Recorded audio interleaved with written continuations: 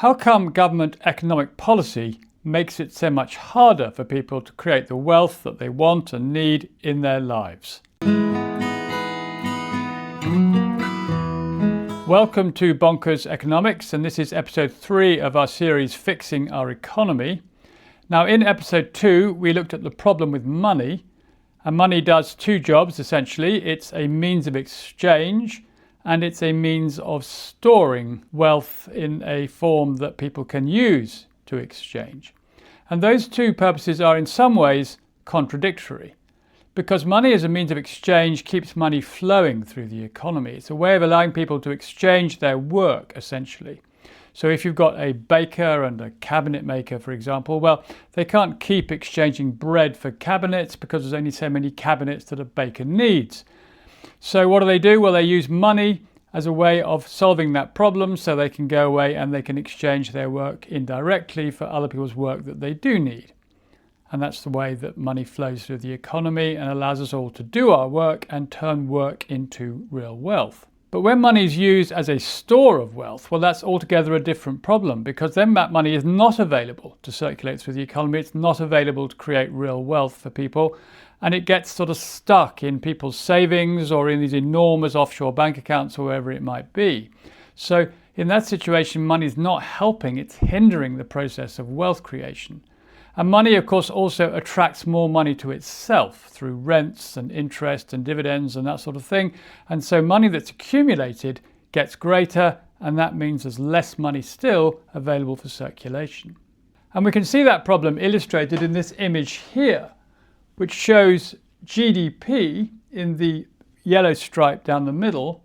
And on the left, we've got total accumulated money wealth in the economy, in red there in 1995. And then in blue over here, we've got the same thing, total accumulated money wealth in 2022. And you can see that back in 1995, total accumulated wealth was about 3 times GDP. And here now in 2022, it's 5 times GDP. So what do we make of that? If the purpose of work is to accumulate money, then we could argue that this here is a success story, because a given amount of work represented by GDP has accumulated more money in 2022 than it did back in 1995. But if the true purpose of money is to facilitate productive work, then this is clearly not a success, because the amount of productive work represented by GDP has not increased in proportion to the amount of money that we've got in the economy. In other words, the amount of money required to facilitate a certain amount of productive work is now much greater than it was 30 years ago. And that's perhaps not surprising, because if you think about it, that money tied up in all this wealth is actually tied up in things like land. And if the value or the price of land increases significantly, then that's going to make it harder and more expensive to do land-based activities such as farming or building a factory or something like that. So that in essence is the problem with money. We can talk about money wealth or wealth in money terms, but that terminology merely hides the fact that wealth and money are not the same thing. Wealth is what we create through economic activity, so bread is the wealth when baking is the activity. And wealth only really can exist in our lives when we spend money on something that we want or need. And we can see how that works when we imagine what it's like to have far more money than we need, as people do. Because then if the money just sits there in store in some way and is never spent, then that's not real wealth. Nobody's life is improved by the fact that money is sitting in some bank account doing nothing. So that's merely a missed opportunity for people who could create real wealth in their lives using that money to do productive work. And yet, in common language, money and wealth, those words are almost interchangeable. Money, as we've said, is a proxy for ownership, and we tend to think of our wealth in terms of what we own. And people who are amazingly wealthy, who've got loads and loads of money stashed away or money wealth, we think of them as being wealthy. And we don't ask ourselves whether that wealth has anything to do with the quality of their lives. We don't measure their wealth in terms of how happy they are. We measure their wealth in terms of the amount of money that they've got. So that's the way we think about it, and actually that's the way that governments think about it too, and that's part of the problem. The entire machinery of the modern state thinks of wealth as a proxy for ownership, and we only measure wealth in those money terms. So from a government point of view, from a statistician's point of view, the productiveness of a baker is not in the bread they produce, but in the amount of money they're able to accumulate in doing so. And that, of course, means that when we bake bread at home, because we enjoy doing so and because we want to make bread for ourselves, then that has no economic value in government terms. It's not measured as having any value. Now, this situation might not make any sense, but it has good historical precedents. There's good reasons for it. Because if we think back to the age of kings and princes, with maybe a few queens and princesses thrown in as well, then what's going on there is that the state as such is embodied in the individual of the king or the prince, and they operate very much in relationships to other countries and other states on a sort of personal level. And if the king goes to war, he goes to war in his own right in order to accumulate more effectively for himself as the embodiment of the state.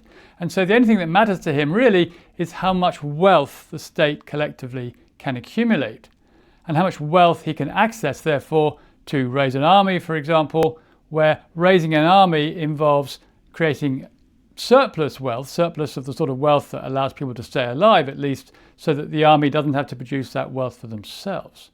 That's how things worked in the Middle Ages, and in a sense, that's still sort of how things work today, because the whole concept of GDP is based on that principle. It's quite interesting that GDP as a number was created in the period between the First and the Second World Wars, and it was created pretty much for the same reason, to establish how much an economy could mobilize. And nearly a century on from that, we're still worried about how much wealth we can mobilize in our defense, which is itself a worrying thought. But we're also worried about other things. For example, climate change is a major issue, as is inequality.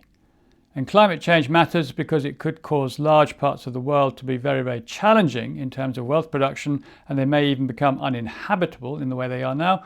And inequality is also a huge issue in an individual nation, but also on a global level, because it means that many people do not have access to the resources that they need to create wealth in their lives, and that means that as a whole, much less wealth is being created.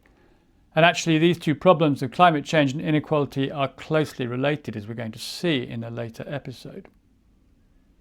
So given that's the case, why does the government carry on measuring the economy in terms pretty much of the total amount of money activity and the total amount of money accumulated through that activity? After all, we could measure it in many other ways. We could measure it in terms of global temperatures, or we could measure it in terms of how many people have access to the resources that they need. Those sort of things would tell us much more about what's really happening in the economy in the broadest possible sense. And we can debate endlessly the impact of inequality and climate change on the economy and our capacity to produce wealth that we need. But perhaps more relevant, or at least more immediately relevant, is to understand the consequences of not measuring the economy in that way. In other words, what happens when we measure the economy purely in money terms? What's the implications of that? What policy implications does that have? And is that the reason why government is failing to maximize the capacity of the economy to meet all of our needs? So, to recap for a minute, we have these two sorts of wealth, two meanings of the word wealth. One is that which sustains and improves the quality of our lives, and the other one is the total amount of accumulated wealth that a person or a group of people or a nation might have. And one of these represents a picture of consumption, which is how we improve our lives by using or consuming goods and services, and the other one is a picture of stashing away and keeping stuff for the future. And the first is wealth as we experience it in our minds and bodies, and the second is wealth as it is counted by government statisticians. And because the government is in the driving seat, that is the definition of wealth that we conventionally use. Now, conventional economists would argue that these two definitions of wealth are not actually so different. So they would say, for example, that wealth which is stored away is for future consumption. So if you've got a library of books or a cupboard full of coats or whatever, you're going to wear all those coats one day, you're going to read all those books one day. So really the accumulation of wealth is merely consumption postponed. And that's certainly one way of looking at it. The problem with that analysis is that we don't live in an environment or in a situation of infinite abundance. We can't all have as much as we can imagine. We have to operate on a basis of sufficiency to some extent. And that means that when we're thinking about the economy, we can't just think about the totals, and certainly not the totals in money terms. We have to think about distribution and the effect that has on an individual level on an individual life, because otherwise we're missing out on a big part of the picture. So to make sense of that, we need to think a little bit about what a society really is. So, for example, historians have told us that in the 19th century, Manchester was this incredibly wealthy city, producing a huge amounts of wealth. But historians also tell us that in Manchester, in the 19th century, very, very large numbers of people were living in real poverty, desperate circumstances. And those two things are happening at the same time. And this, in a sense, tells us exactly what we need to know about this definition of wealth, because wealth in the collective, wealth on average, Manchester being a wealthy city at that time, does not translate into the real lived experience of ordinary people who are living on the poverty line. So wealth on average does not translate into wealth individually in every case. In fact, more people probably are not experiencing the wealth effect, if you like, of a wealthy city than are experiencing that, because the benefits of that wealth are limited to a relatively small part of the society. And we can illustrate this point about the general and the individual by looking at this image here that we've seen a few times. And what this shows is healthy life expectancy of people living in the wealthiest parts of the UK and people living in the least wealthy parts of the UK. And here in the broken circle in red, we see a 20-year deficit. People living in the poorest parts of the UK have 20 years fewer of healthy life than those living in the richest part. Now, these are still averages, of course. These are still not individual cases. But we can imagine this as being like two people, one who's wealthy and one who's not. And that's a real serious difference that they're experiencing. So until we can create an economic framework which actually works for this person, which means that we can close this gap which is going on, which is making their life significantly less good, then we can't say that the economy is really working. We can only say by working on average that it's allowing some people to prosper while other people don't. And we can't call that a successful outcome when we think about how the economy affects the life of people on an individual level. Now, politics and economics and our system of government, they've come a long way, certainly since the times of kings and princes, and also since the mid-19th century. And what's happened is that governments now have to take responsibility for the lives of their citizens in ways that they didn't feel they had to do before. And that's partly because of things like democracy. We have voting systems which cause people to vote in their own interests, and they want governments to look after them, and governments need to look after their people in order to attract their votes. But even in non-democratic systems, or systems where the democracy doesn't work particularly well, we still have a problem of complexity. Actually, people can't live in societies which are as complex as they currently are unless the government takes a very significant management role in allowing and enabling that society to operate. And that's the point. Governments are essential to the workings of people's lives. We can't avoid them however much we would like to. And so the role that government plays and the priorities it places on its actions are absolutely vital to people's outcomes, both in the general and in the individual case. So governments really are in charge. They control the quality of the air that we breathe. They control the quality of the water and what happens to our sewage. They control the availability of land for housing. They control the healthcare system, the quality and the provision of that. They control schooling. They're basically in charge of the curriculum as well. They control the quality of our food and drink. They make the rules about the quality of everything that we consume pretty much. And they also control the flow of money into the economy and the uses to which it's put. All those things are within the government remit, and many, many more as well. And some of them they control directly, and some of them through other people, and some of them by using companies like the water companies, which don't necessarily do a very good job, but ultimately the government is in control. The government makes all the rules that govern all those things. And in many ways, or in some cases, it works pretty well. So for example, as a general observation, if the road has got fewer potholes because government policy or government's provided the money to fill them in, then that's good for everybody. That's a general benefit. We can talk about that as a collective benefit, just as we can talk about, for example, the setting of standards for products and food as a collective benefit. That does sort of work pretty well. But in some cases, like the quality of air, for example, is not so successful. The government can't actually control the quality of our air. So in some places, probably in wealthier places in the UK, the quality of air will be rather better. In other places, it will be rather worse. And that will have a big effect on people's lives and their life expectancy, actually. And that's part of the reason behind this image here we looked at just now. So governments aren't really in control on that sort of level. And when it gets to be even more granular, when we get to a more individual level, we can see the same effect. Because if we take, for example, the National Health Service, well, the government can manage the budget, it can manage all sorts of things. But what actually matters in the health service is not the generalized outcome. You can't be sort of generally healthy if somebody individually is very, very sick. So what matters is not the generalized outcome, as I say, but the individual outcome in a whole vast number of individual cases. And we need a system that focuses on the individual outcomes for people rather than just talking in general terms, because general terms doesn't really mean very much. And similarly, you can't be generally hungry or generally not hungry. So a child who goes to bed hungry is a child who goes to bed hungry. There's no getting away from that. We can't talk about generalized issues when we're looking at individual cases of people who are not getting enough food. Another way to think about this is in terms of inputs and outputs, because the government in its generalized picture is mostly concerned with inputs. It's saying, are we putting enough money here or are we putting enough money there? And it's looking for a return on investment, if you like. It's looking for a generalized picture of the success that its policy is having by putting priorities in certain places. But if we look at outputs, outputs are what people experience.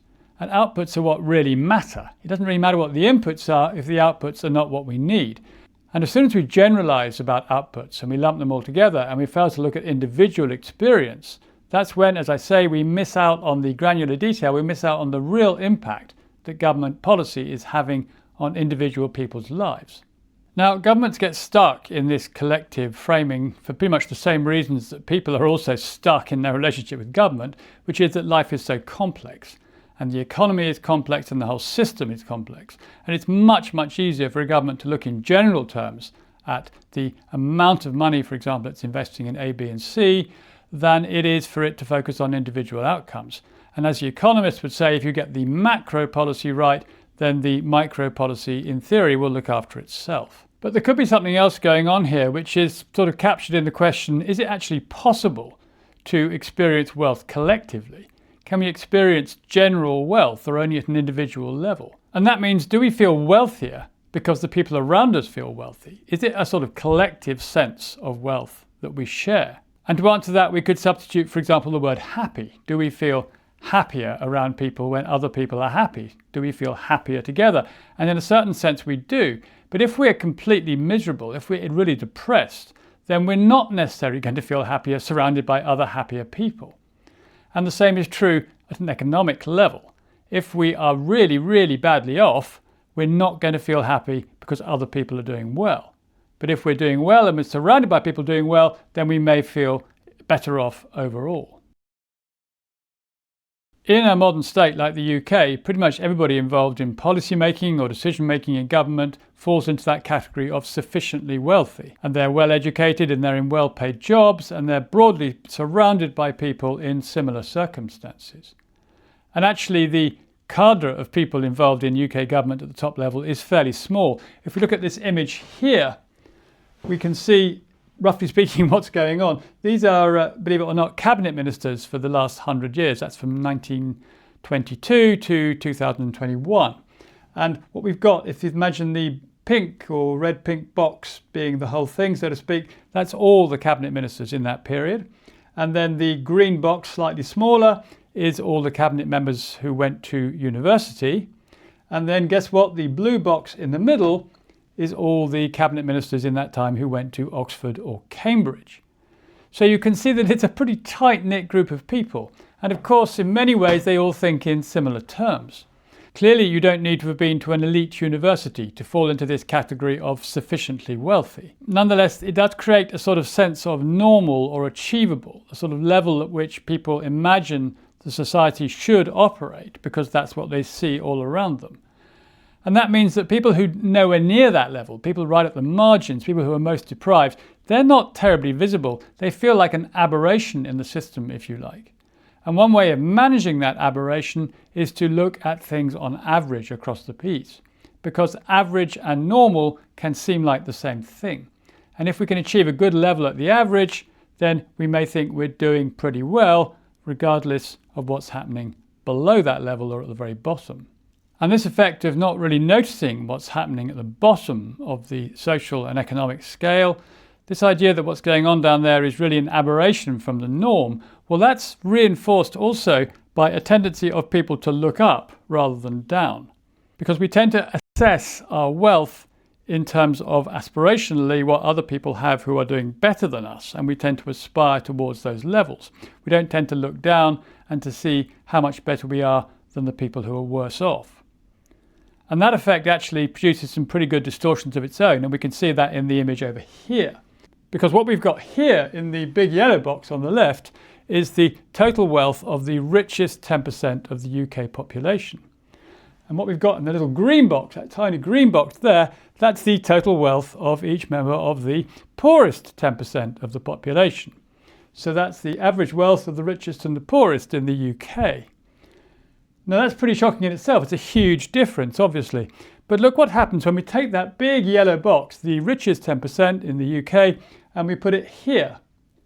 And there's the same yellow box. And what is this big mauve box around the outside?